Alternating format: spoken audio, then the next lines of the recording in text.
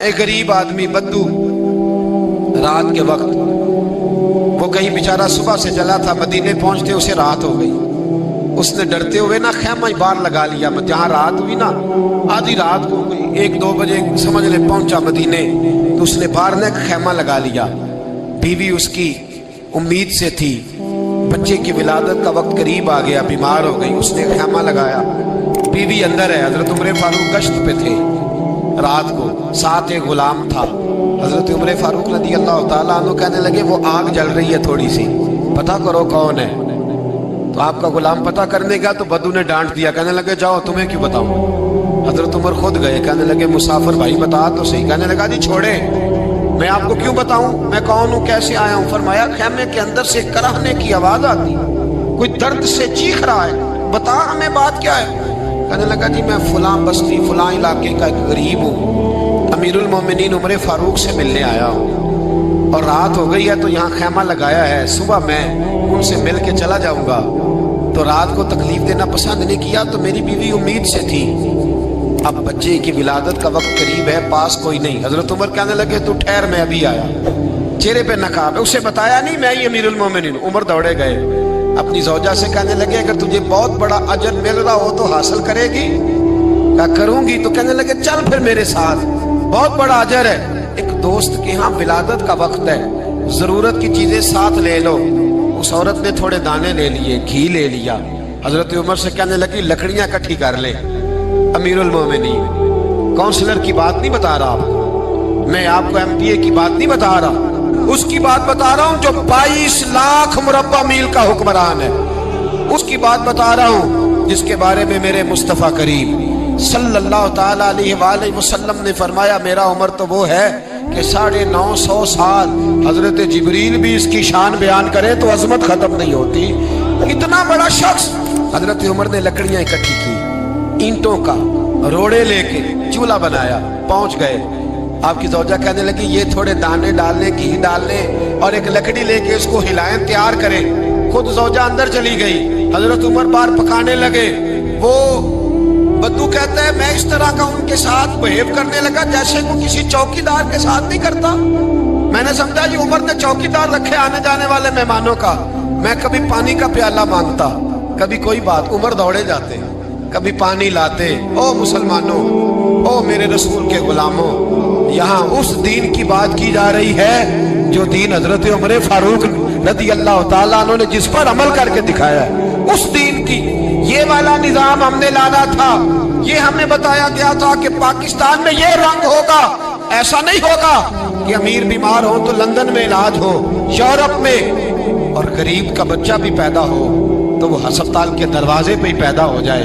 ये इस वाले पाकिस्तान की तस्वीर हमें नहीं दिखाई गई कि गंदम अमीर शहर की होती रही खराब और बच्ची किसी गरीब की फाकों से मर गई। लेकिन याद रखो, बस मेरी जुबान पे आया है, आज मुझे क्या लेने दो, अमीर शहर से लेंगे हिसाब पाई पाई का। और मुझे कहने दो, इरादा करने दो, अमीर शहर से लेंगे हिसाब पाई पाई का। बस गरीब शहर के बच्चे तो जवान होने दो, जरा हमारे बच्चों को बड़ा हो लेने दो, जरा इन्हें अपने दीन को समझ लेने दो, हम हमें पूछेंगे। और अगर यहाँ गरीब ना पूछ सके तो मेरे नबी पाक ने फरमाया कयामत वाले दिन गरीब ही ताकतवर होंगे। वो दिन होगा ही गरीबों का, ये तुम्हें पूछेंगे। तुम्हें होटल में ना एक बाबा जी बर्तन मांजते थे, बूढ़े आदमी थे, 70 साल के करीब उम्र थी। उनका एक बेटा था, एक बहू थी, एक पोता था, लेकिन वो बेचारे बेटा बीमार रहता था तो लिहाजा वो खुद मजदूरी करते थे। कहते हैं एक दिन वो बाबा जी मेरे पास आए, कहने लगे मेम साहबा 2-4 दिन की छुट्टी चाहिए। तो मैंने कहा खैरियत है। कहने लगे मैडम मेरा बेटा फौत हो गया। बेटा, आपको पता है बाप का जनाजा पढ़ना आसान है, बेटे का जनाजा उठाना बड़ा मुश्किल काम। कहती है मैं कुछ लिख रही थी, मेरे हाथ से कलम गिर गया, मैंने खुद गाड़ी भेजी, बाबा जी गाँव चले गए जहाँ वो रहते थे। कहती 2-3 दिन के बाद मैं और मेरा शौहर गए तो रास्ते में हम बातें कर रहे थे कि क्या ताज़ियत करेंगे। एक ही बेटा था, कोई रिश्तेदार भी नहीं, तो उसकी तो कायनात उजड़ गई, किन लफ्जों से उसे ताज़ियत क्या कहेंगे।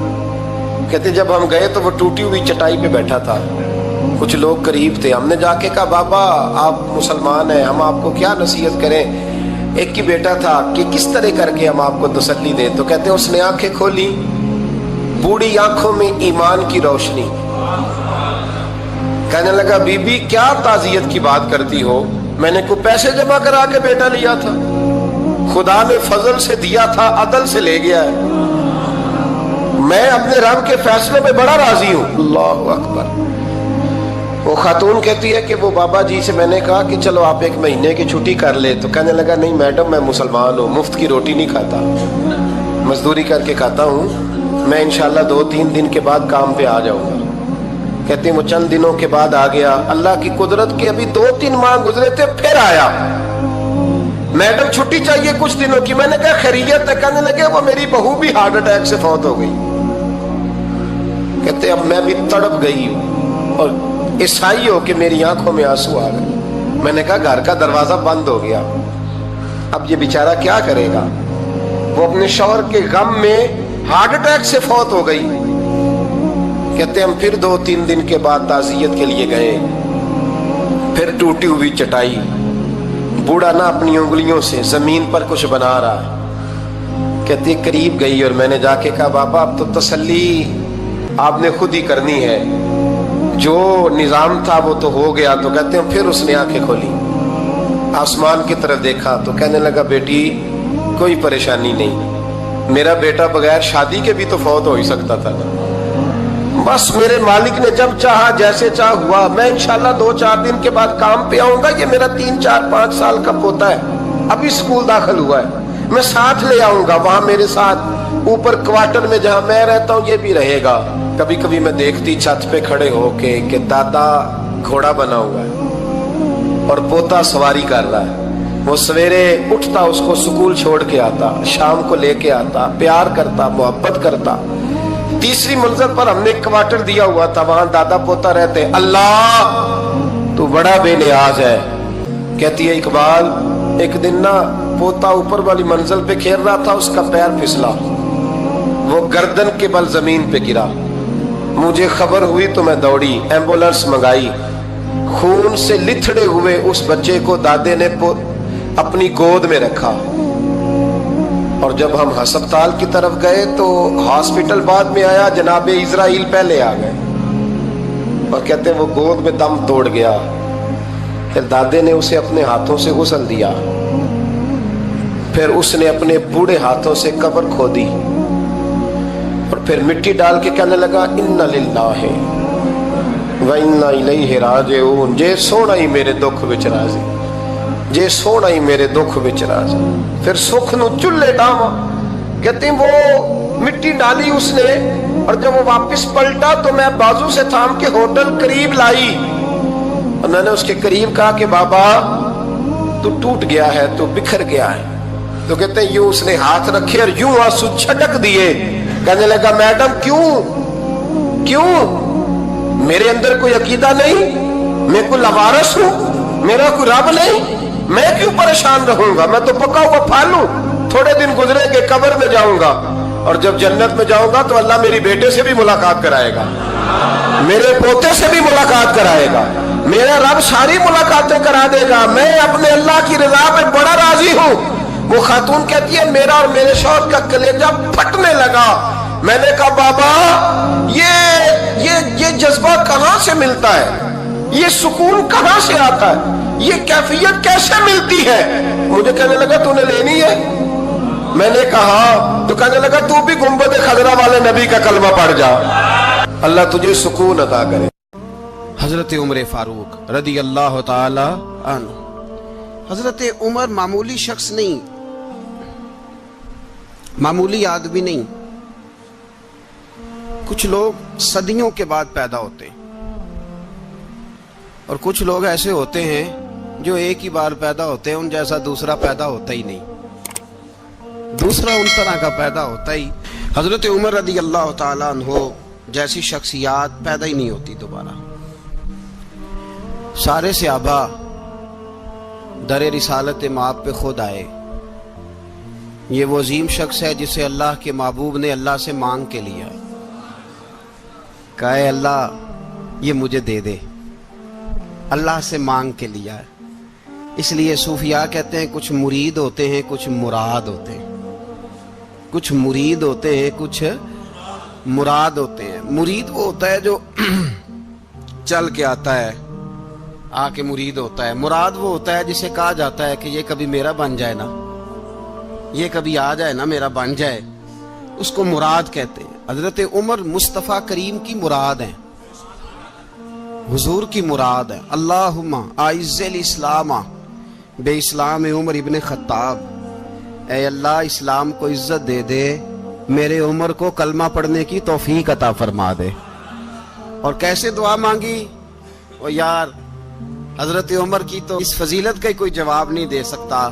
میرے رسول پاک علیہ السلام سب کے لیے ہی دعا مانگتے ہیں نا, حضور کی دعا عام ہے, لیکن مصطفیٰ کریم نے کعبے کا غلاف تھام لیا اور غلاف کعبہ کو حضور نے سینے سے لپٹایا اور سینے سے چمٹا کے کہا, اے اللہ میں نے تو کبھی سوال ہی زیادہ نہیں کیے, میں کرنے آیا ہوں, مجھے عمر دے دے, عمر دے دے. حضور نے مانگ کے لیا.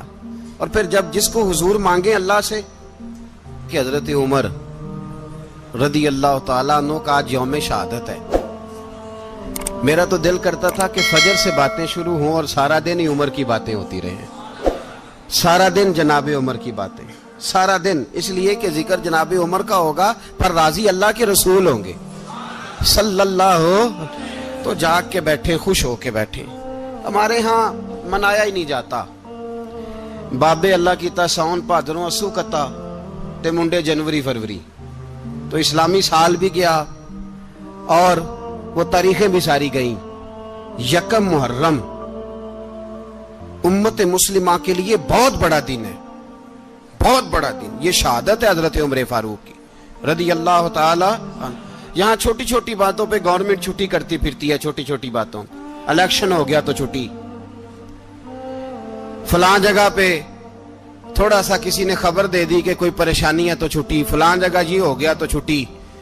یہاں تک کہ فلاں وزیر صاحب فلاں علاقے میں آئیں گے تو سارے علاقے کو چھٹی.